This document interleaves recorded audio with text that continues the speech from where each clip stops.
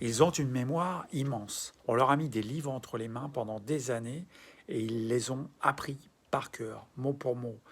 Et on leur a fait croire que c'était la vérité absolue, gravée dans le marbre, comme si c'était descendu du ciel. Résultat, certains des gens les plus intelligents qu'on connaisse, avec des années d'études derrière eux, n'ont jamais, une seule fois, remis en question ce qu'on leur a enseigné.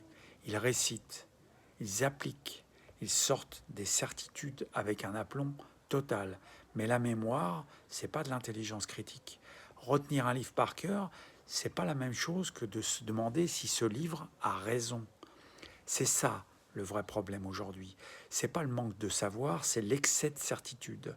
Des gens brillants, diplômés, si vous voyez ce que je veux dire, respectés, qui n'ont jamais pris le temps de se demander pourquoi on leur enseignait ça plutôt qu'autre chose. Ni qui avait écrit les livres, ni avec quels intérêts. Ils confondent la solidité de leur mémoire avec la solidité de la vérité. Alors, on va vous regarder parfois de haut si vous osez poser la question. On vous dira que vous n'avez pas fait 10 ans d'études et que vous ne pouvez pas comprendre. Mais avoir appris un livre par cœur ne rend jamais ce livre infaillible.